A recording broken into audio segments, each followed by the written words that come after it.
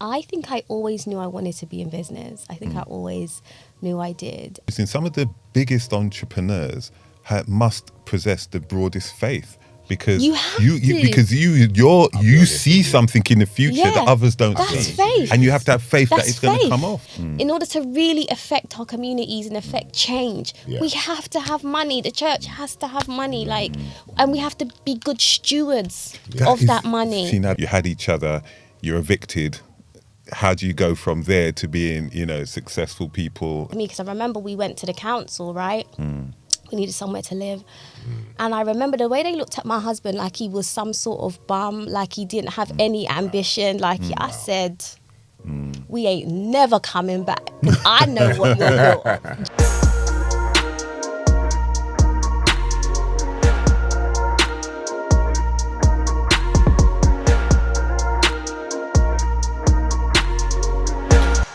Hey, Kat. Hey, Cory. Hey, nice to see you again. Indeed. Hello, Kat. How are you? I am good, Des. How are you? I'm very well, thank you. Excellent. Okay. So, Where should we start? where shall we start? Wherever you guys want to start. Let's what I was thinking about this. I was thinking, let's go back to when you first decided you wanted to get into marketing. Yeah. Yeah. How did that happen? Because Yeah. You've got this big persona now, this big reputation in this field, and you're morphing into different areas and evolving. But I want to go all the way back to how did you start off? How did you decide? Yeah, cool. So I think I always knew I wanted to be in business. I think I always knew I did. And so I had left school and I was doing A-levels, and so I took business and as an A-level. And I remember doing the marketing module and I thought I really, really love this. And then it went from there. And so then I did the business A-level, then I did the business management and marketing degree. And so I followed a really kind of formal kind of path. There was no detouring, and I think it probably ties into the fact that I had my son so young, and so I think if I hadn't had him, you can be a little bit more flexible, but when you got a child and you got to make sure you're it was like I don't have time to deviate. I like this. I know I can make money in business. This is kind of It was right up your street. yeah. Did you have a lot of support? Because if you're studying and putting a lot of effort into that, you support while having a little kid. Do you know what? I was always very tunnel visioned. And so back then, I think I'm quite headstrong in the sense that I remember actually having a conversation with my husband, and he actually wanted me to stay home. And at the time, I was just like, Stay home. who? Like, So let me just understand. So you'd met your husband, got married, had your first child, yeah. and you were still sort of pursuing your career. Yeah. Your husband was already working. Yeah. And so what sort of age was you at then? Oh God, super young. So I was 20 when I got married, 21 when I had my son, and I went to school with my husband. So I'd known him since we were 11. Right. Okay. Wow. So original Yeah. fairy tale story. So then now you're in that conversation where, just had a child. The big sort of question a lot of people and a lot of women sort of battle with is, how long do I stay at home with my newborn versus getting back onto my career? Do you know what? When I was pregnant, See, this is where sometimes you shouldn't always take a gap. Sometimes you should, sometimes you shouldn't, because I got pregnant in my gap year, right? So I, in that gap year, I already arranged that I know if I stay here, my life could go in a completely different direction. If I don't now, while I'm pregnant, get on the phone to the uni being like, I'm coming back on this date, it might never happen. Life happens, right? So for me, it was just like, I don't really know how this is going to work, but I know I need a date to get back to school. And what was great is we've always had a lot of support. So my in-laws lived down the road, my mum was down the road, so we had that network of support. And because we were kind of, in both our families, we weren't like golden children, but it was like a lot of hopes were pinned on both of us in each of our families. Say it like it is. Yeah, You're a probably lot of golden hopes. children. So they were like, we were banking on you guys type thing. Ain't no way that now we are going to work this out as a family. Do you know what I mean? So we had a ton of support. So I remember it was literally, so that was that conversation. And it was like, I have to do this. Like I have to do this. And so I went back to uni, and I remember it was rough because again, you don't have. How long did you stay off though? He was about 10 months. He was young. Okay, so he was young. So it wasn't like a full year. It was like no, just, he was young. Okay, and who took up the slack? Because at that age, babies are demanding. You can't leave the house without an hour's worth of preparation and so on and so forth. So my mother-in-law did. Right, okay. My mother-in-law and my mum, so they were both super close. And then, but it was rough because you don't have no money, right? Yeah. You do not have any money. And at the time, I remember many of you guys will know Stonebridge. Yeah. So we had one of the new flats in Stonebridge. What had happened is Mike had been, my husband, he had moved in with his gran, and so she had moved, and then the idea was that the tenancy would move to him. Okay. It did not happen, so in the midst of that, we got evicted. Oh my days. So it was... So you had a 10-month-old at this. Yeah. We got evicted from, and I remember, and I think that was a motivation to me, because I remember we went to the council, right? We needed somewhere to live. And I remember the way they looked at my husband like he was some sort of bum, like he didn't have any ambition. I said, we ain't never coming back. I know what you're built of. Do you know what I mean? I know what we're built of. Yeah. We're in Northwest London, we live in Stonebridge, so technically, you got a baby. Technically, they're looking at us trying like... to say you're a statistic. I said... I said no. But that was motivation because I know what we're built of. Do you know what I mean? And but we don't have nothing. Do you know what I mean? So... So that's an interesting place, isn't it? Because you're right at the sort of beginning of your lives. Okay, fortunately, you had each other. There's many, that will be in a situation. There's only one parent, so you had each other. You're evicted. How do you go from there to being, successful people? Hitting in the middle classes. Living in a nice home. How did you make that happen? Fortunately, and I think this is why property ownership is so important, this is why family wealth is so important. We had a family member who had owned a flat. She'd moved to the States, so she owned a flat in Kingfisher Way. So Kingfisher Way is just down the road. He was like, you lot can live there, right? So we moved there, and then so I'm still studying, Mike's still trying to crack on. I remember my dad lives in the States, so we went to the States. He was like, I'm gonna try and start my own business. So he bought all his he taught himself web development. So he bought his I don't remember what the applications were, like Adobe Suite. Again, then that was quite expensive. My husband, I was gonna say. So we went to the States. He got the Adobe Suite. He starts teaching himself because he studied law.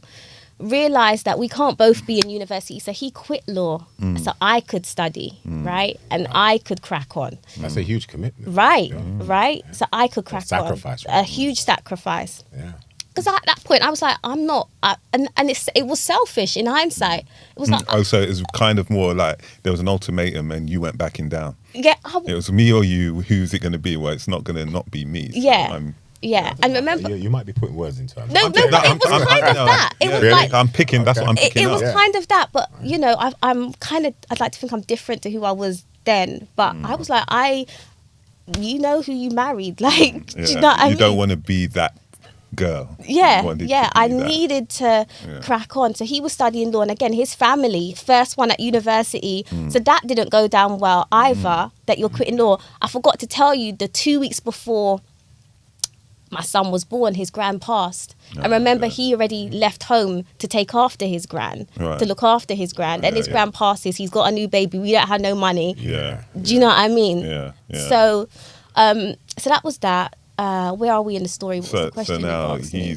he's learning to Yeah, so he's learning to web develop. I'm at school. I'm kind of at university, and then obviously this is my life. So I'm like, we have to crack on. He's cracking on, trying to get clients, whatever. Before I leave again, I'm like, I need to. We got government subsidy for my son to go to nursery, so part of that is being paid, so that's alleviating the load now as well. I know the minute I leave, we ain't getting that money, right? So then it's like, okay, I have to have a job when I leave, even if it's part-time. I have to have a job. So applying for jobs while I'm taking my exams, I had a job. I had a part-time job, Hemel Hempstead marketing assistant job. Nice. Straight out of, and we're like, okay, Mike, we're getting there. Like we're kind of getting there. And then, can I just jump in there? So Mike, at an early age, then had that entrepreneurial thing, because it doesn't sound like he went out and wanted to work for somebody. He wanted to start his own business. Yeah, he did, but what the jobs that he was getting at that point weren't paying him, and he has a whole family to support. Yeah. Do you know what I mean? Okay. So he had retail at that job. He knows retail ain't really gonna feed us. Yeah.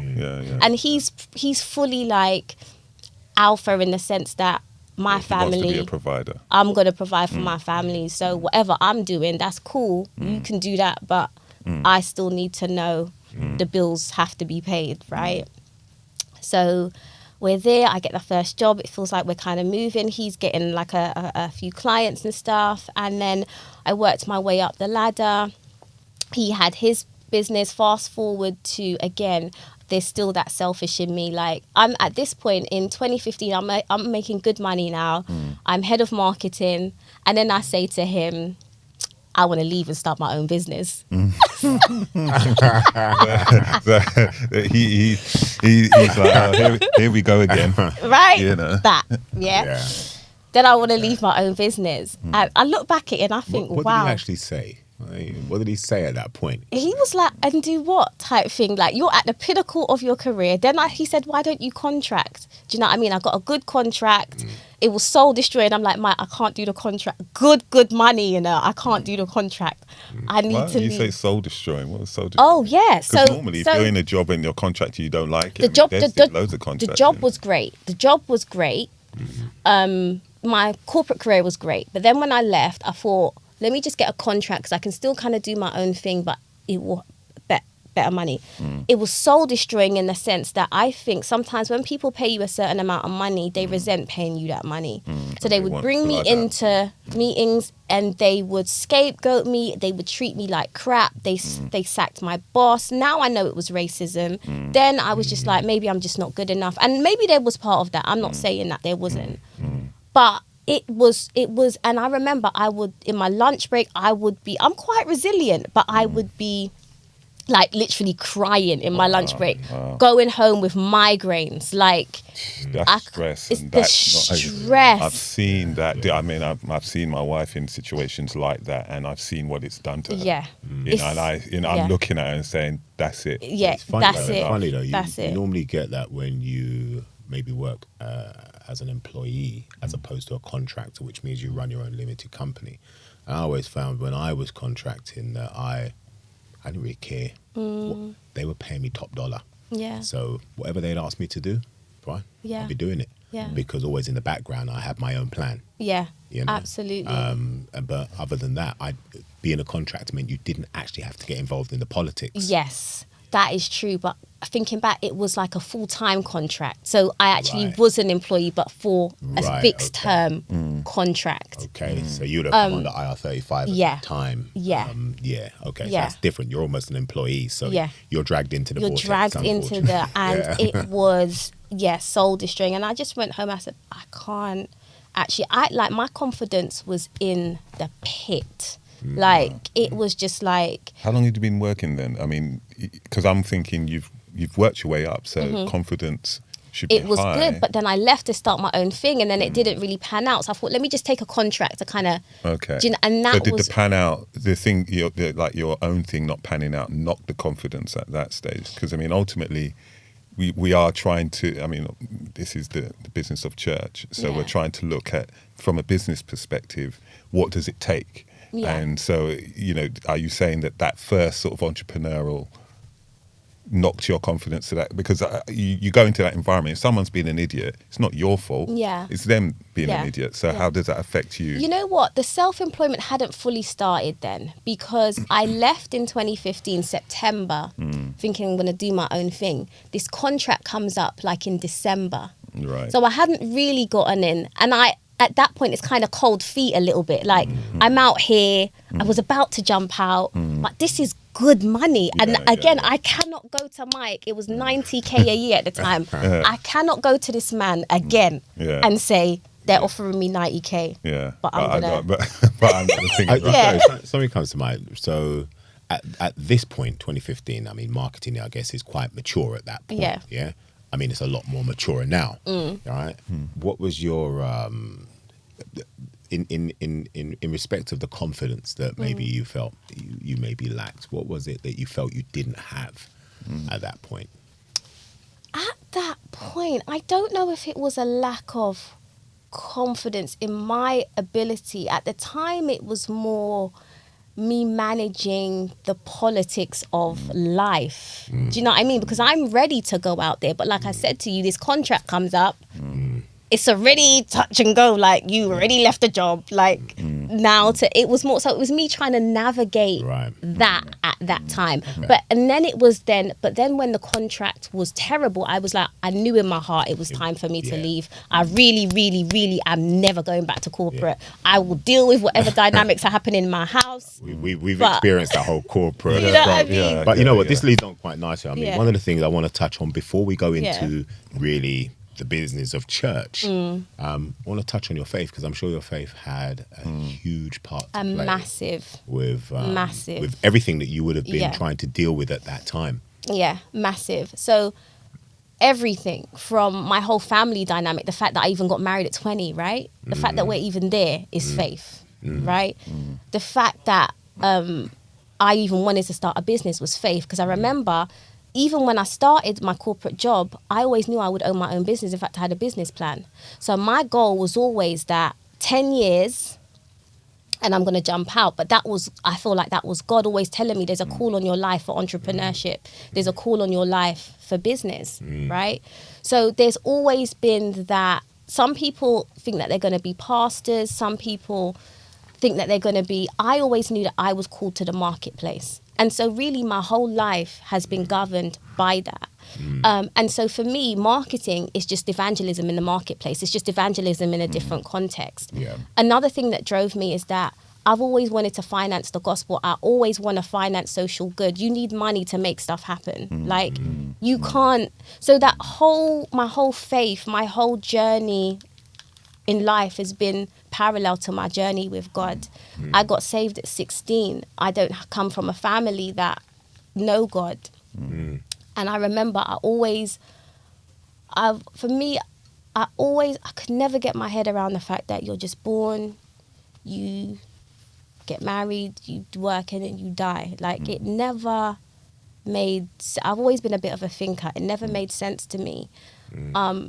And I still believe now it takes more faith to believe in a big bang or that this all happened by accident than it does to believe that there was an intentional God that intricately designed everything. So I'm sitting in church at 16 and I just have this encounter with God, and I'm like, life makes sense to me. You know, life makes sense to me, and I feel this overwhelming sense of peace. And so that God, the Spirit of God, has always led me, and even in my business journey. And so even when that jump, I remember, because how I left my job, the head of marketing job, because I got redundancy, right? Remember, I said to myself, 10 years and I'm out. When I look back, it was 10 years. So I'm like, God, this is you, right? This time. And I was right, it was him, because that's why the contract was soul destroying, because he already told me, and I always say, he told me it was time for you to step out on your own. So again, after that, and I think Des, you don't actually, I've never told you this story, but remember we met in 2015. I met you because remember I jumped out and I met you in October 2015, and I'd been out of the job. Where was we? Was that at Croydon? Croydon, yeah. Yeah. And I remember you saying, I met you both. You were on the OHP. OHP. Overhead projector. Right. Okay. Yeah. I was going to say something like, oh, Yeah. you were like navigating the whole thing, and Des, you were speaking, right? Yes. Remember that? Yeah. So remember where I am in the journey now. So I've just left. I'm not actually. Life is funny, and I don't believe in coincidence. So anyway, you see my presentation, and you get my number. And you say to me, I remember, and we didn't connect for a while, but when you call me, I'm in the contract that I hate, right? Right, okay. I'm in the contract that I hate. I remember I was in Finsbury Park, in their office, and you called me, and I was rushing around frantic. That's the headspace I'm in when you call me. Right, okay. Right? So you say, we want to talk. I say, I can't talk now, but we're gonna talk. You call me back. By this time, the contract's over. In fact, they let me go. And you say to me something like, there's something about you. I loved everything that you do. Remember, my confidence is in the pit. Right, okay. And here you are, like, I see something in you. Yeah. In fact, when you... God, yeah. Call this girl. She needs you. Yeah. In fact, I remember saying it, Ash. I do remember. In fact, the day you called me back, I was in my bed at 12 o'clock noon. Wow. And I got up and I said, and I saw you. That's not. I was in my bed. I was in my bed, right? And I get up and I say how I always answer the phone. Yeah. Hi, Des. Like I'm fully dressed, right? Yeah. Like I am fully dressed. I was in my bed. Right, wow. I did not know And that. you spoke a word to me. That's why I'm always going to be here for Good to Give. Right? A round of applause for that. Because you don't know where people are, It's true. right? Yeah, it's You true. don't know where people Yeah. are in their life. You've been with me since the beginning. Yeah. Now people want to talk to me, right? I hear that. But you've been with me since the beginning, Wow. right? So when I go the extra mile for Good to Give, I know why. Yeah. I go the And extra trust me, mile. we appreciate it and we love you for it. Yeah. Yeah. Because I know. This is an ideal juncture for me to actually just say, look, everybody, this is Katrina Douglas, who actually works for us at Good to Give, providing the most fantastic marketing services. I mean, I think sometimes you probably give her a bit more of a harder time than I do. Yeah, that's normal. It's always That's normal. good cop, bad cop, but always with love. Yeah. You know, she's yeah. absolutely fantastic, and I'm not just Thank saying that you. because you know Kat's in front of us, but Yeah, from no, the bottom absolutely. of our heart. She's more than just a team. Yeah. So I can see that was getting emotional for you. Yeah. Because it's true. People go through journeys, and there are pivotal times in your life, and I know that there was times in my life. So I know that had to have been one that it was like, where do I go from here? Yeah. What's going on? And then suddenly you get something happens. Yeah. And then you can chart your life from that moment. Yeah. On it. Yeah. And I think I mean, to be honest with you, it was just the right time because at that point we'd been working with a couple of marketing-esque people. Yeah. We'd given it a go a couple of times. Yeah, And it's not quite, didn't quite work. They had a kind of take on it, but I think what was special, because I also remember when we tried to engage first, because obviously you'd come out And that- from yeah, up here yeah, in terms of yeah, the whole yeah. corporate thing. Yeah. And I remember Des and I talking after we engaged, and we saw like your price point, and our eyes watered, and we sat down and said, "Ooh, Yeah. ooh." Yeah. And so we kind of. We spoke and we thought, that it's on that corporate vibe, and it's like there's usually, and I've seen it many times, there's a transition that people come in out of the corporate world need to go through to understand the smaller and mid-sized business world. It's two different worlds. Two different worlds. And what they want from you, and and so it was like, I think we didn't quite engage in the beginning, and then I think you went through that journey. Then we engaged again, and we was right on the same level. We were right on the same path. But even though you told me no when I was in that space, you know, God works how he works, right? I still remembered that energy that you came to me with, and even when it was a no, we were still cool. I think what had happened was we'd gotten to a point where we said, look, we're going to work together. It's just not now. And the thing is, it was clear that everybody wanted to work together, but there was a barrier, and we just didn't have it then. It's not that we didn't think it was worth it. We just didn't have it. And so, you know, that was interesting. I guess this leads nicely into, you know, what this podcast or these groups, this series of podcasts is all about, which is the business of church. And I think it's important that, you know, we discuss faith, and we discuss business, and the fact that the two actually collaborate, whether people like it or not. Absolutely. You said something earlier, and you was talking about, you know, yes, you know, you can have your sort of aspirations, your altruistic aspirations, etc., but you need money. And you know, and that's the thing that Des and I, we see it in our client base so often, and even when we were trying to knock on doors of other clients, you know, more English churches and various things like that, where they don't even want to talk about money. And a lot of the time, because of the infrastructure that they have, they don't actually have to worry too much about money, as well as the demographic of people going to those churches who can donate more and do so. So they're less sort of centric. Whereas in the space that we operate, you know, the minister running that church, he has to have his eye on it. He has to be a salesman as much as a businessman to try and bring that money in. Otherwise, his dream, you know, is never gonna get off the ground. I mean, I'll ask a question. What's your experience been? I mean, you know, you're a great marketeer. You know, no doubt you've been working in amongst some of the churches. What's your experience been working with the churches and their attitude to business? Do you know what? My pastors are really quite progressive, right? And so they are quite apostolic in the sense that they believe that it's almost like a training school, and they train us and we go out into our respective. So they're very forward thinking, they're very entrepreneurial. So that has been good, and that's why I'm probably under their ministry, because I needed that. I needed people that could understand that. But historically, I come like from I said I wasn't raised in church. My husband was raised in church. So when we got married, we were first there. And then there's a different mentality, which is more old school, right? And then I call it a poverty mentality. It's like the whole, this is like a piety in poverty, and I can't stand it, right? Because I don't know where it comes from. Maybe it comes from, there was a time way back in English history, well, I didn't say English history, but maybe the 18 or 15, where having money was no longer the thing. Rich people were giving away their thing, and to show that the piety and saying, you know what, I've got rid of all the trappings of wealth. I need to suffer. I need to suffer. So there's in suffering, and so you know, I came from that more traditional church where you see that, where it's like you know, everyone wants to hang on to their money, where it's just no, you know, I could never get my head around it. Was it a combination of working class, maybe coming from was it the old Caribbean? Our old Caribbean, we haven't come from much. We have to hold on for what we have. We can't. Do you know what I mean? That kind of.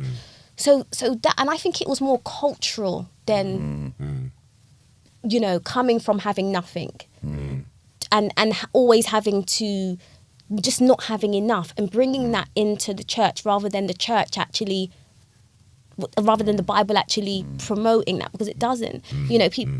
It's funny. I mean, I'm wondering whether, because I'm looking at it and I'm trying to knit it together, and I think if you look at when you mention the Caribbean and the West Indian culture, because we are often coming from a place where business mentality wasn't really there. You're coming from a group of people that were more in a groom to work for people. Whereas if you go to other cultures where the culture wasn't so destructive, you know, hadn't been taken apart so much. You go back to African culture, where there's more business-minded, entrepreneurial. Yeah, because they've had to build their economy, and so they've got people who have gone into business and so on and so forth. So you tend to, for example, I know you get Indians that might come over here in their sort of first generation, and they're starting up shops and they're doing their own thing and that sort of stuff. Whereas, I was, it's like you go out, you get yourself a job, and you keep your head down. I mean, it's probably not the podcast at this moment, but obviously from Africa through the Caribbean and slavery, you're groomed to. And generations after generations are groomed to work for. And So mentality that of aspiration is weeded out. Absolutely. You don't survive if you've got that mentality of wanting to break out. So I'm feeding all that conversation just feeds into what we're trying to understand, why that older generation in church struggle to struggle to let go, and to let the younger ones who might have a bit more about them take control. They don't even want to let that happen. And I think it's like, even though we're one body, we're one church, many parts, and I think that's why it's important to find out what house you're in and to read the Bible for yourself. Do you know what I mean? To read the Bible to get your understanding, because a lot of people always quote, and I'm probably not even answering your question. No, you are. But, you are. So a lot of people always quote, money is the root of all evil. Not only is it misquoted in the sense that the Bible says the love of money is the root of all evil. Am I even quoting it right? But it's the love of money. It's not money, right? They skip past verses in the Bible, and I can't remember the Bible verse that says money answers all things, right? You can't do nothing without money. I'm struggling to think of a Bible character that was broke. Right? I can't think of one. I think even when Jesus was setting up his first ministry or whatever, he wanted, the first appointment, I think, was an administrator. He was a carpenter. He had a craft. They were throwing lots for his robe on the cross. Right? In actual fact, I remember one minister, I think we was at the church actually, and he was talking about the clothes that Jesus used to wear. Right. And these were deemed like the Armani of our time. Literally. Or of their time. Literally. So they, poverty is not supposed to be, as a child of the King, a Christian, as somebody who is, believing, you shouldn't be settling for less than top. Exactly. And I know, another thing that's controversial is like pastors that are, flossing while their sheep are, and I do believe that pastors should live well, but I believe your people should live well too. So I feel like, for me as a tither, I if you're preaching the gospel and if you're kind of dedicating your life, I don't mind. I want to finance. I want you to live well too. Be an example. I just think that there's a problem when the head of the church is living lavish and the whole of the church is riddled in poverty. Do you know what I mean? I hear that. I mean, unfortunately, you can't please all of the people all of the time. You can't necessarily take all of the people with you. Right. However, I think it really boils down to the message that the pastor or that that church has. If you're, and there's loads of different churches, but as there are loads of different public houses, pubs and things like that suit different people. But I think, if you are an upwardly mobile church, you're not scared to talk about money. You have to. You are prepared to address the real issues of the day. You are, and when I say upwardly mobile, you are looking at yourself in terms of the ministry and how can you maximize on your income to actually, because to better promote that which you're doing so people can actually see it, so you're leading by example. I'm thinking to myself, if you're, especially in our communities, where finding role models isn't the easiest thing. Switch on the TV, you're going to struggle, right? So I think to myself, if you're a minister and you're doing well or whatever, then surely what I would want to see is, like you say, you're passing down practical, real, tangible advice to almost galvanize this group of people to help everybody, whether you're, and that's why I think this podcast came about, because what you really want to see is you've got a group of people and you've got financiers, you've got the makings of being able to build something, whatever it might be, pull that resource, leverage it and build something that could bring in income into the church so that you could be bigger and be more effective. But, just to, take the money in and then not have a plan, have a plan for how it's going to be used and how it's going to enrich the life of members. And provide services into your membership. Give them education. Give them things that they can take into their lives and help make their lives and feel. Well, you know what? Last year we were here. Now we're here, and that's solely because of what we got from our church, and that's what we that. So Kat, you're in this you're in this space all the time, so you're one of the reasons why we really wanted to work with you is because you have foot in the church, foot in business, and you're all about sort of marketing and promotion and things like that.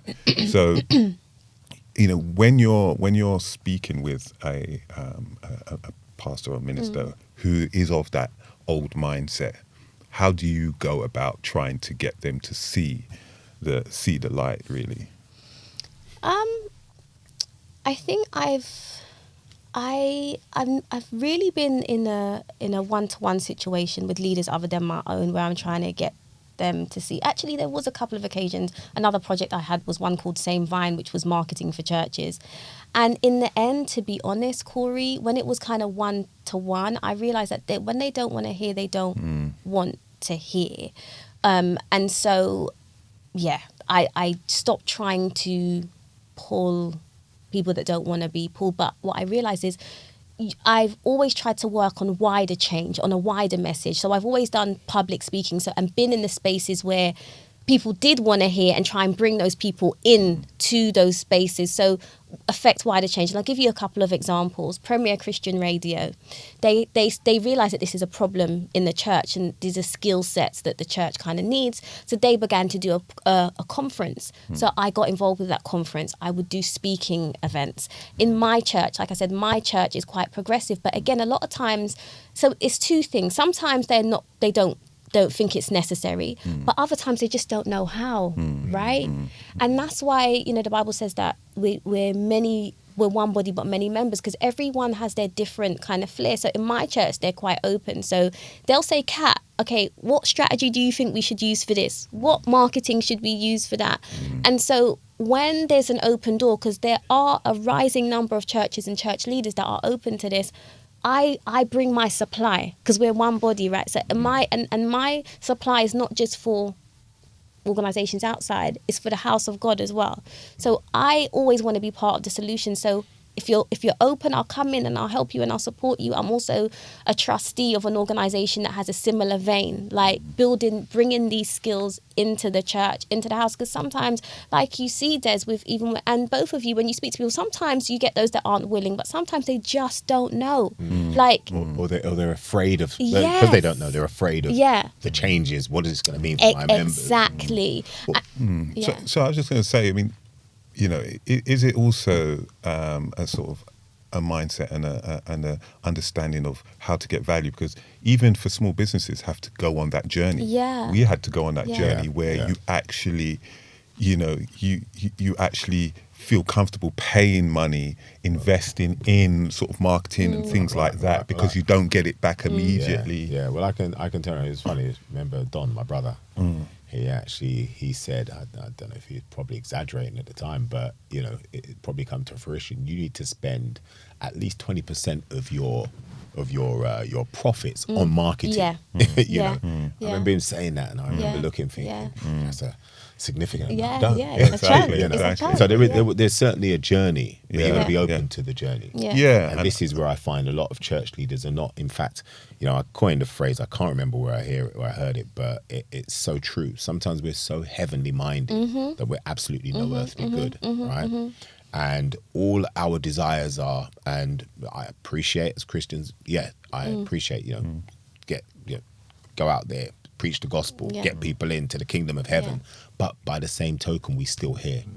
We still live here. And by Jove, we should still be living a good life. Absolutely. Absolutely. And the fact is, we need, like, we can't rely, like, increasingly funding isn't really going to the church, like, and you know, the politically correctness of society. So we have to become self-sustaining. Do you know, we have to get to the point where we have our own, you know, our own banks, our own, because little from now, do you know what I mean? Yeah, So you yeah. have to, and to affect change, you have to have money. So honestly, I don't, you know, clothes, houses, cars, nice, fine. But that's baseline for me. In order to really affect our communities and affect change, we have to have money. The church has to have money, like, and we have to be good stewards of that money. See, now that is the We key. have to be good stewards. Absolutely. And the thing is, that's what this podcast is trying to unearth, and, you know, is about saying, okay, well, let's say you have a great congregation, and let's say they're all prepared to buy in, and they're waiting for that leadership now. Okay, so what we like to say, here, where's the plan? What we're going to do? A lot of them struggle to take that faith that's been placed in their hands and turn it into something, because they may not be entrepreneurs. Yeah. You know, they don't know how, and they've got building, they've got resources, and they don't know how to turn that into money. Yeah, they just don't know. You know, They just and don't hopefully on this journey and on this podcast, we will be able to start giving those sort of ideas and finding out from those who have been able to achieve that, and feeding that back into those who are still on that journey. Absolutely. It's so needed, just the skills and the knowledge to be able to do that. But, you know, again, I think it starts with good leaders. Yeah. And a good leader knows his or her shortcomings. Yes. Yeah. Yes. They're prepared to also take counsel. And I think that's one of the challenges that we find with church leaders. They don't know how to take counsel. They're so used to giving counsel that for somebody to come in and say, you could actually do this better, you know, it's almost like an affront. Yeah. Look at Bishop Mark, who ministers to the minister. Absolutely. Yeah. In fact, hats off to Bishop Mark for that, you know, and ministers would turn up in their droves, and you just saw that they actually, I guess, listening to people who are going through the exact same journey that you are is a much easier listen to someone coming in and telling you how to, you know, so that, you know, that. And I think also trust. There was every church, or not, probably every church has a story to tell about where they trusted one of the members with some project or some money, and it went terribly. You know, so when you walk into that room, we tried to talk to them about, you know, exactly. You know, the wall is up here, and you're throwing your grappling hook to try and get up but there. You know, but again, I would implore them to say that is business for you, and it's about your own discernment in terms of the people that you are working with. Don't just because it's a member say yes, okay, here you go. And this is where a lot of ministers actually go wrong here. There are typically, you know, in a lot of churches, especially smaller ones, there are normally key families that sort of, even though you got the main pastor, all of these, you know, this member's family are there. They sit on the board of trustees. You know, they're the greatest tithe payers, and they have the biggest say.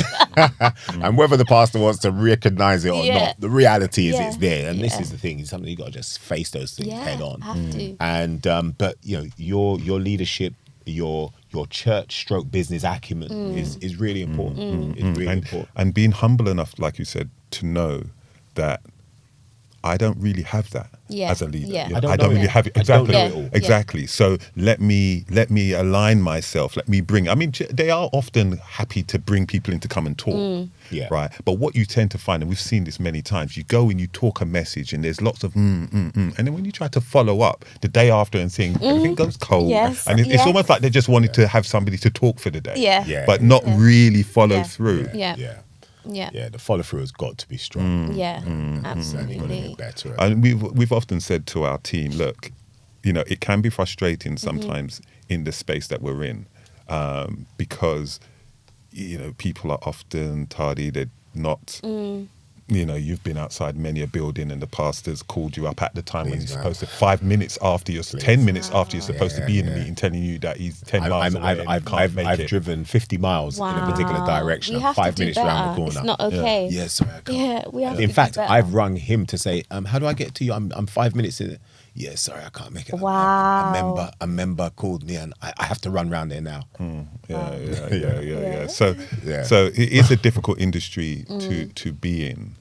But I often say to my my team, look, be patient with them, because a lot of the time they're volunteering, and it's like they're holding down full-time jobs and trying to do this in the background. Yeah. So, if you've ever tried to run a business part-time while you're working, that It's hard. It's not Yeah. easy. It's hard. So tell me, what advice would you give to some of the ministers that and sort of senior administrators that are sitting here now? What advice might you give them in terms of how they could be marketing their church? What should they be doing? What are some key things that they could be looking at?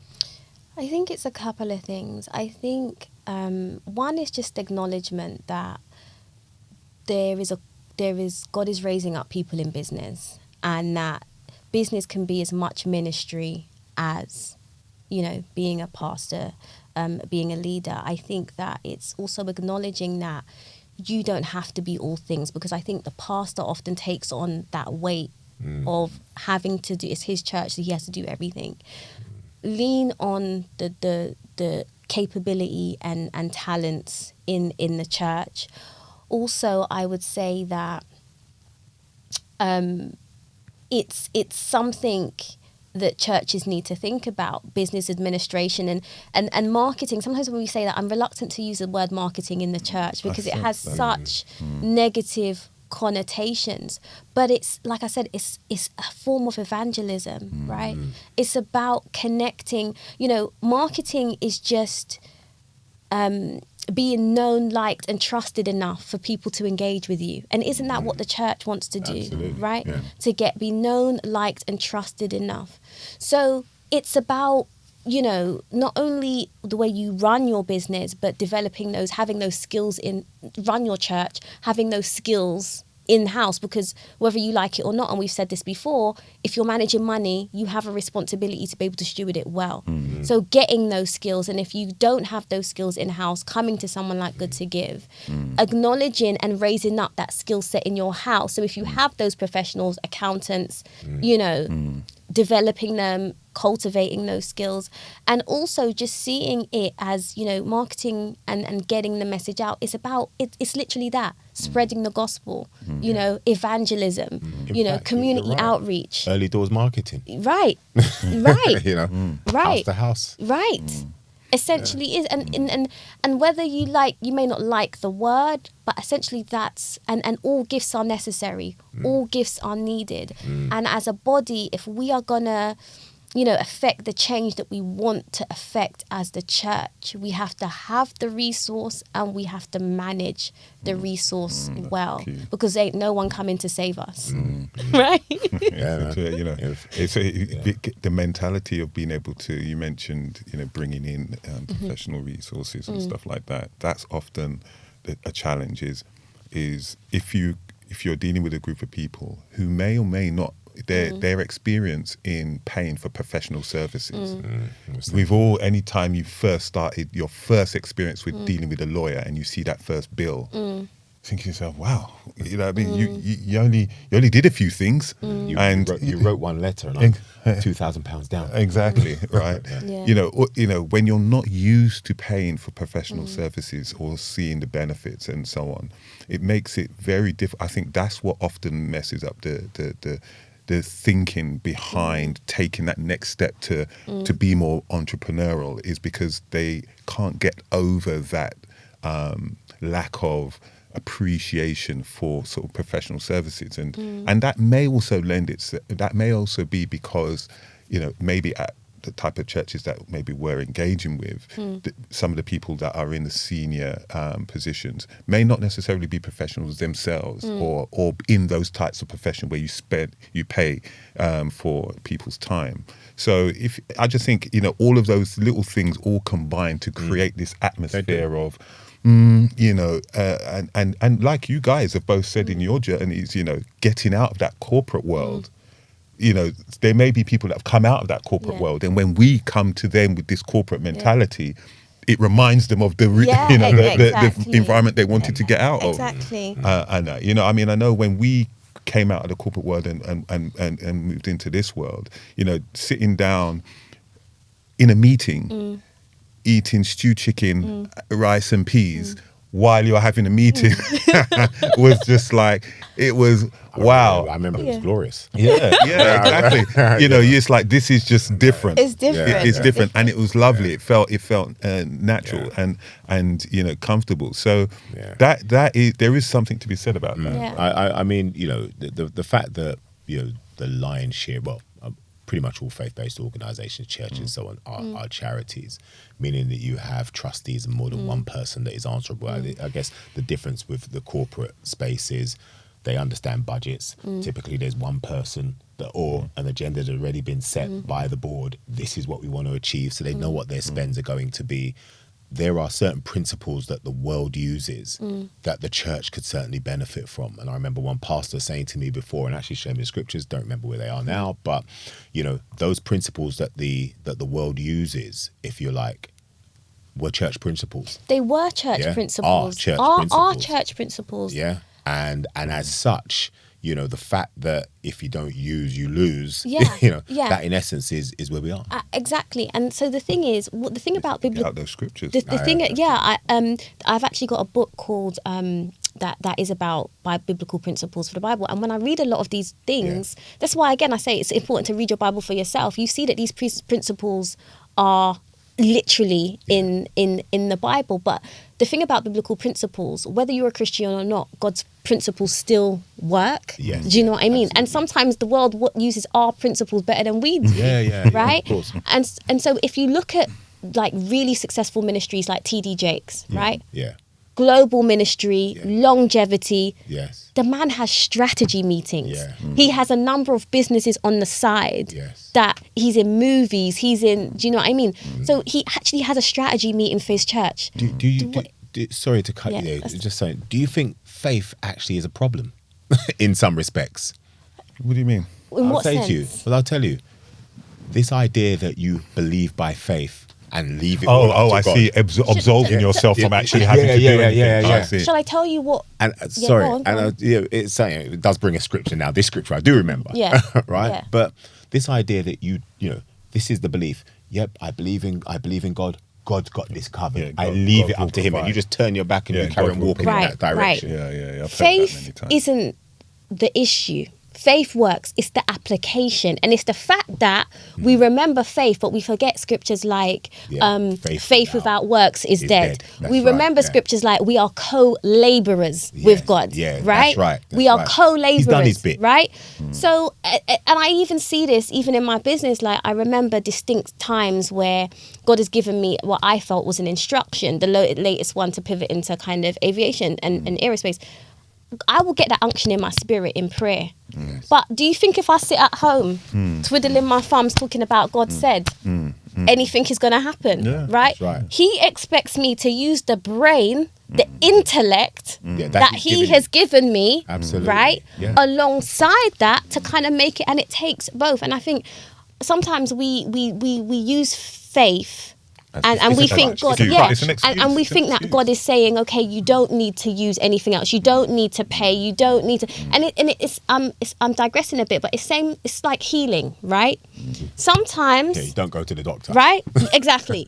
Sometimes there are, and I've seen it for myself. You'll get a touch from God and you will be healed. Sometimes God will use a surgeon. Sometimes He'll use medicine. If you continue to just say, have one way, God is infinite. He is God the creator. He's creative. He can bring us solutions in any which way. We cannot be so siloed and entrenched in our way of thinking. and that's why I say That, it is you know, faith the problem. People's understanding people's of how faith understanding works. people's understanding of how faith works, because a lot of times their understanding of how faith works is not rooted in biblical principle but rooted in tradition. Yes, right? yeah. And there's so much that is in the church that is more tradition Yeah. than Bible. Yeah. You know what I think? I think the part of the problem is that unless we solve this, which is what this podcast is about, what people really want is to be able to know that when somebody comes to them with a solution, or they've got their faith, they've got their problem, and they're trying to solve it, and they're relying on faith to help them solve it. But I think a lot of the time it's about trust. It's about when you knock on the door, when something happens, how do they know it's the right choice? It's making that decision to be able to choose to go this way or go that way, and then sometimes it's just easier to say God will provide, because they don't know how to actually make that choice. Yeah. But if they was in a community, if they had more, if we had a bigger network of faith-based suppliers and people in business and so on and so forth, that worry that they're going to take advantage of me, or they're going to, because we're not business people, if we get involved with these people, that there would be more trust. Yeah. I would, hopefully. Maybe I easier think, to make I think, decisions. I think we touched on it earlier on, which is because of the sort of background and maybe the challenges as Caribbean people in many respects we've gone through. This idea that you can even trust anybody is taboo. Trust no one. Don't speak your business about anything. Yeah. I mean, believe you me, we've known each other Yeah. since we were yay high. Yeah. And the mantra coming from my house was always, you have one friend. Yeah. You don't speak your family business. Yeah, You don't do yes, this. You don't do that. absolutely. And I always remember one day, him and I was and this was a wake up call for me. I think we're probably teenagers now, so you can imagine I've been fully indoctrinated. And we were going to start something. I can't remember if it was the sound system or something we was doing as young men. And I must have said to him, "Hey, don't tell anyone about it, And he goes, "What are you talking about?" Wow. He goes, Yeah. What are they going to take from you? Yeah. Why wouldn't you tell Wow. about it? Yeah. And that was the first time that You I actually realised. learned that, you know what? Sometimes you use people to hold you to account. Yes. So if I tell you what I'm going to be doing, Yeah. and I trust you, don't Yeah. just go tell Yeah. everybody, Yeah. but I trust you as an individual. I trust what you have to say. Yeah. I tell you about what I'm doing, because then you can hold me to account. So in 6 months' time, you can say, Des, how is that thing that you was working on going? And I can Exactly. say to you, yeah, I've moved from here to here. But did you know the irony of that, right? People think when they move like that, it's faith in God, but what it is fear. Yeah, absolutely. Right? It's fear. So actually, again, it's the application of faith. You don't realize that you're saying it's faith, but actually you're functioning in fear, right? Yeah. And so that's why Fear of fear of fear of that people are gonna, when they tell us. judge you. When they tell us not to tell your business, I right? see. That's rooted in fear. Yeah. Okay. Yeah. Yes. Do you know what I mean? yes, And it's a cover yes, story That's for you not fear. having to do anything. Yeah, Exactly. that's But that's fine, actually, yeah, so when yeah. you really check it, the narrative is faith, but it ain't faith. It's the opposite. Faith is actually saying, you know what, I trust that God has provided a solution. I believe that God is going to work through this situation. If I get it wrong, God's still going to work it out. But what I cannot do is continue to do what I've done for years and expect a different outcome. That's the definition of madness. Exactly. Yeah. Right? Yeah, absolutely. It's interesting. Some of the biggest entrepreneurs must possess the broadest faith, because You have you to. because you see something in the future Yeah, that others don't that's see, faith. and you have to have faith that That's it's going to faith. come off. Yeah. Yeah. And again, it's a biblical principle Yeah. that is applied by the world. And Exactly. So what we're so in conclusion, not overall conclusion, Yeah. but in this little part of the conversation, is that really all of the people we're talking about who'd be listening to this podcast, they actually possess what is required Exactly. to To be be- an entrepreneur, which is faith. Exactly. Yeah, Which yeah. is faith. Which So is faith. so they actually possess, which is required to actually run a business. Yeah. And their business is the business of church. Right. Exactly. It all comes back to that. It So- all comes back to that. So okay, so in conclusion, because I think we'll probably Yeah. have to wind down. We've run out of time, even Yeah. though I know we could keep going for another hour or whatever. Indeed.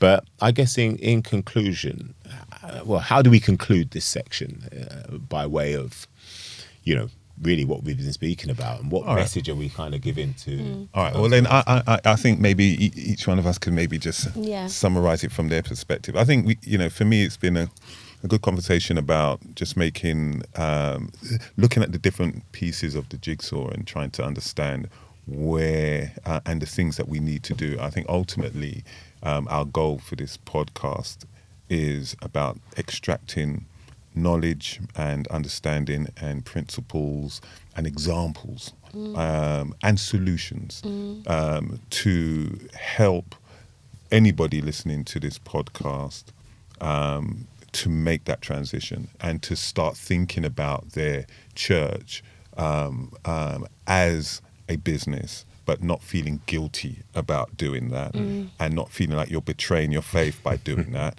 and ultimately taking the pressure off your change the pressure on your organization, on your members, from them working for somebody else and giving the money to the church to that person working for the church and the church giving them something back. That's ultimately what I'd like to see, and I think that's we've started that journey. Yeah. For me, I certainly want the churches operating more, being more commercially aware. Yeah.